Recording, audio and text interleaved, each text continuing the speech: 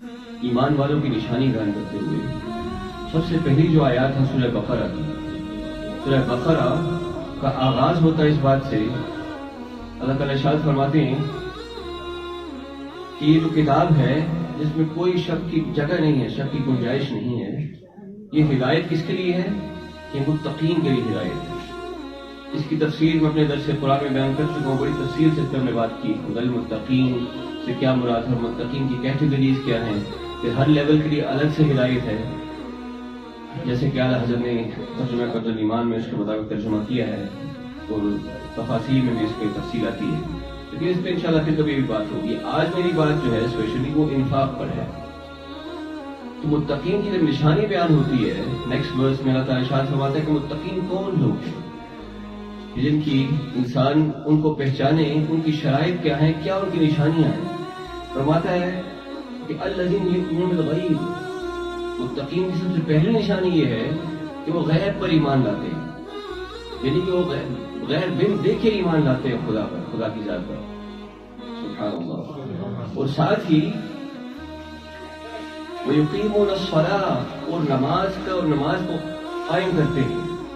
نماز کو اسٹیبلش کرتے ہیں، قائم کرتے ہیں. یہ مومن کی نشانی ہے. لیکن تھرڈ ان کی موسٹ پرومیننٹ نشانی جو ہے وہ یہ ہے کہ وَمِمَّا رَزَقْنَاهُمْ يُنْفِقُونَ، جو ہم نے ان کو عطا کیا ہے، جو رزق دیا ہے، اس میں سے وہ خرچ کرتے رہتے ہیں. تو سب سے پہلی جو آیت ہے جس میں مومنین کی نشانی بیان ہو رہی ہے، وہ متقین کا گویا کہ تعریف بیان ہو رہی ہے، اور متقین کا تعارف کروایا جا رہا ہے. کون لوگ ہیں جو قرآن سے ہدایت پائیں گے؟ تو اللہ فرماتا ہے یہ وہ لوگ ہیں جو کہ ایمان بالغیب کی کوالٹی رکھتے ہوں گے، اور ساتھ ہی نماز کی اقامت کریں گے، اقامت الصلاۃ کرنے والے ہوں گے. لیکن سب سے تیسری پرومیننٹ کوالٹی جو ان کی ہوگی وہ یہ ہوگی کہ وہ اللہ کے دین میں سے خرچ کرتے رہیں گے. ان کی نشانی. تو اس سے واضح یہ ہوتا ہے کہ جو خرچ انفاق فی سبیل اللہ ہے، انفاق خرچ کرنا، یہ دین میں اس کی بہت بڑی اہمیت ہے. تبھی تو بالکل اپ فرنٹ اس کو بیان کیا گیا. سب سے پہلے جو مومنین اور متقین کی نشانیاں بیان ہوئیں تو اس میں سے انفاق فی سبیل اللہ بھی ایک تھی جس کا ذکر کیا گیا. تو ہم دیکھتے ہیں کہ قرآن کریم میں متعدد مقامات پر اور حدیث پاک میں ہمیں متعدد مرتبہ گویا کہ اس کی تلقین کی گئی کہ اہمیت جو اللہ کے راستے میں خرچ کرنا ہے اس کی اہمیت کیا ہے، اس کا ہمیں باور کروایا گیا. سب سے پہلی آیت اس بات کا واضح کرتی ہے کہ انفاق فی سبیل اللہ یہ گویا کہ دین کا ایک بڑا مضبوط ستون ہے. جہاں نماز کی اہمیت ہے، جہاں اللہ پر ایمان لانا اہم ہے، جہاں نماز جو کہ سرکار فرماتے ہیں کہ الصلاۃ عماد الدین، میں کئی بار بیان کر چکا ہوں کہ نماز جو ہے وہ دین کا ستون ہے. جو نماز کو قائم رکھے گا وہ دین کو قائم رکھے گا، اور جو نماز کو چھوڑ دے گا یا گرا دے گا، اس کو منحرف کر دے گا، وہ دین کے انہدام کا باعث بنے گا. تو نماز بہت اہمیت کی حامل ہے. لیکن اس کے ساتھ ہی متصل اگر انفاق کا ذکر کرنا، اللہ کے دیے میں سے دینے کا ذکر کرنا، اس سے واضح یہ ہوتا ہے کہ جتنی نماز اہم ہے اتنا ہی انفاق بھی اہم ہے، اتنا خرچ کرنا بھی اہم ہے. اللہ کے راستے میں دینا یہ بھی دین کا اتنا ہی اہم ستون ہے. دوسری جو سب سے اہم ورس ہے جس میں اللہ تعالیٰ فرماتا ہے کہ تم نیکی کو اختیار کرتے ہو، تمہاری کوشش ہے رات دن دین کے تمام گویا کہ عبادات کا مقصد کیا ہے؟ بر، یعنی نیکی کو، تقوی کو حاصل کرنا. بر، تقوی، بر جو ہے اس کو تقوی ایک معنی بھی کیا جاتا ہے، حدیث پاک میں بھی آتا ہے کہ بر جو ہے وہ تقوی ہے. تو بر یعنی نیکی کو حاصل کرنا، یہ انٹائر یہ جو دین ہے اس کا سارا مقصد یہ ہے کہ انسان گویا کہ ابرار میں شامل ہو جائے، ابرار میں شمولیت اختیار کر لے. اور یہی اصل میں انسان کے نجات کا مدار ہے اس پر کہ انسان ابرار میں شامل ہو جائے اور نیک لوگوں میں شامل ہو جائے. جیسے خدا فرماتا ہے کہ ان الابرار لفی نعیم، جو اللہ کے نیک بندے ہیں، ابرار ہیں، وہی گویا کہ آخرت میں نعمتوں کے حقدار ہیں. آخرت میں نعمتیں انہی کے مقدر میں آئیں گی. تو ابرار میں شامل ہونا یا بر کو حاصل کرنا گویا کہ یہ مقصد ہے دین کا اور تمام اعمال صالحہ کا. لیکن اللہ فرماتا ہے چوتھے سپارے کی پہلی آیت ہے سورہ آل عمران کہ لن تنالوا البر حتى تنفقوا مما تحبون، کہ تم کبھی بھی نیکی کو نہیں پا سکتے، ہرگز تم نیکی کو نہیں پا سکتے جب تک تم وہ چیز خرچ نہ کرو جس سے تم محبت کرتے ہو. تو تمہارے دل کے قریب ہے جو مال ہے، اس کو اپنی مال دولت کو سینے سے لگائے پھرتے ہو، دل سے لگا کر رکھتے ہو، جب تک اس کو خرچ نہیں کرو گے تب تک تم نیکی کو نہیں پا سکتے. سمجھنے کی ضرورت یہ ہے کہ انفاق جو ہے اس کو اتنی اہمیت دی کیوں گئی، دین میں اتنی اہمیت اس کو دی کیوں گئی کہ اس کے نماز کے ساتھ ذکر کیا گیا کہ جو لوگ متقین ہیں وہ نماز بھی ادا کرتے ہیں اور ایمان بھی لاتے ہیں، اور ساتھ ہی انفاق کی جو اہمیت ہے اس کو پیش نظر رکھتے ہوئے انفاق کو اپناتے ہیں اور اللہ کے راستے میں خرچ کرتے ہیں۔ اس کی وجہ یہ ہے بنیادی کہ انسان کی نیچرل طبیعت، جو انسان کی قدرتی طور پہ انسان کے اندر یہ چیز پائی جاتی ہے کہ انسان اپنا جو مال ہے اس کو بڑا محبوب رکھتا ہے۔ جو مال ہے اس کو انسان اپنے ہر وقت اس کے ذہن میں ہوتا ہے کہ میرا، فار ایگزامپل اگر کسی جگہ اپنا مال دفن کر دیتا ہے تو انسان کا ہمیشہ ذہن مال رہتا ہے کہیں نہ کہیں کہ میرا فلاں مال اتنا موجود ہے۔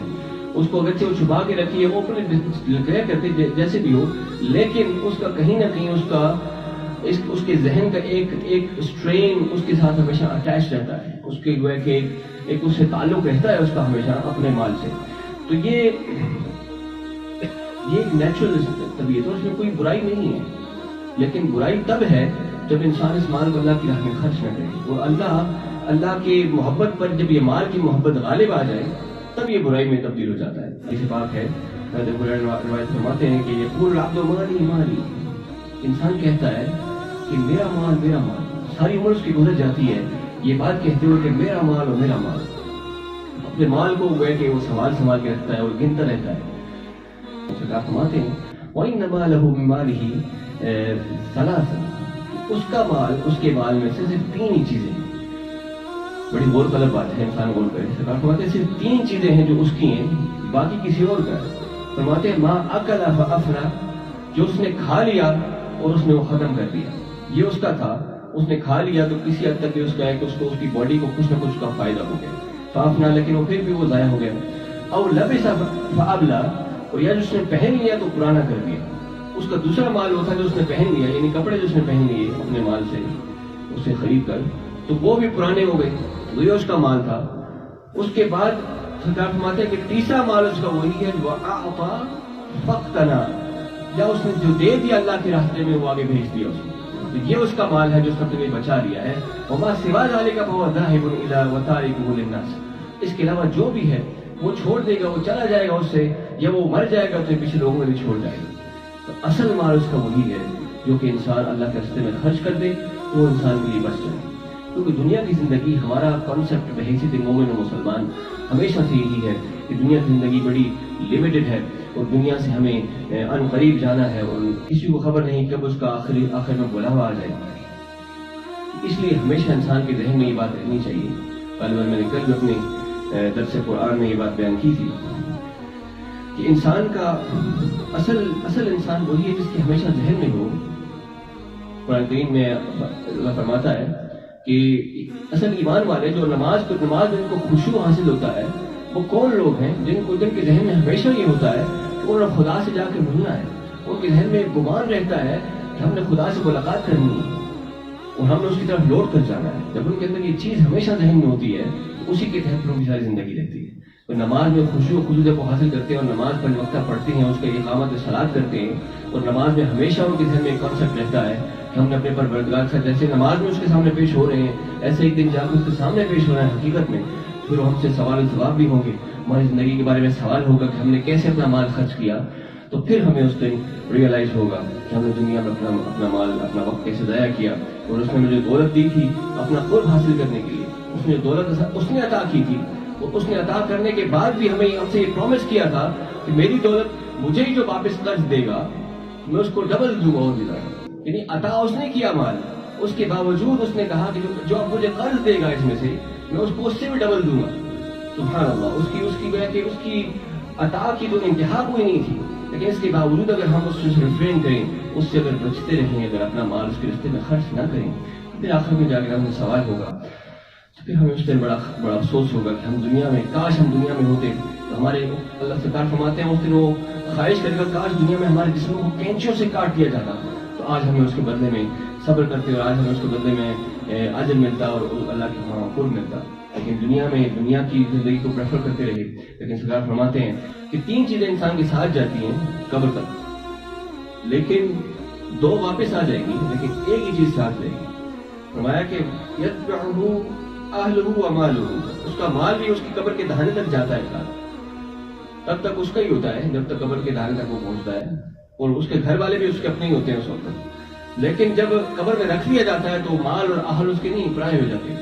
اس کے بعد پھر اس کے ساتھ اس کا عمل رہ جاتا ہے. اس کے بعد اہل و مال وہ تو لوٹ جاتے ہیں لیکن اس کو اکیلا چھوڑ جاتے ہیں اس کے عمل کے پاس. پھر اس کے عمل سے پارا پڑتا ہے کہ اس کا عمل اگر اچھا تھا، اللہ کے راستے میں خرچ کرتا رہا ہے، اس کا جو مال اللہ نے دیا ہوا تھا، اللہ نے اس کو اگر غنی بنایا تھا تو اللہ کے راستے میں دے کر اگر اپنے اگلے جہان کا اس نے فائدہ حاصل کر لیا تو پھر اس کو اس دن وہ خوشی دیکھے گا اور خدا کے ہاں اس کو قرب حاصل ہوگا. لیکن اگر دنیا میں بخل سے کام لیا اور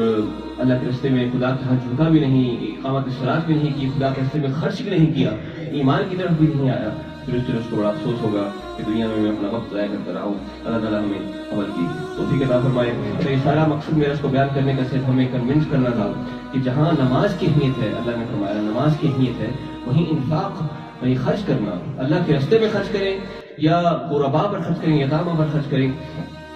یہ بہت اہم ہے. اللہ فرماتا ہے کہ پھر یہ نہیں ہے کہ تم اپنا منہ مشرق و مغرب کی طرف کر لو، ولیکن البر من آمن باللہ والیوم الآخر، لیکن بر یہ ہے کہ اللہ پر ایمان لاؤ، یوم آخرت پر ایمان لاؤ، اور ملائکہ کتاب اور نبیین پر ایمان لاؤ، اور اللہ کے راستے میں مال دو، اللہ کے راستے میں مال دو، یتیم و فقراء پر اللہ کی محبت میں مال دو، جو غریب ہیں، فقراء ہیں، جو مسافر ہیں، ان کو مال دینا، یہ اصل میں نیکی ہے. اس نیکی کو تبھی پا سکو گے جب اللہ کے راستے میں مال دو گے اور اپنا مال خرچ کرو گے. سب سے جو دین کا بڑا اہم ستون ہے ایمان باللہ کے بعد اور نماز کے بعد، وہ ہے کہ اللہ کے راستے میں خرچ کرنا ہے. اللہ تعالیٰ نے اس کی توفیق عطا فرمائے.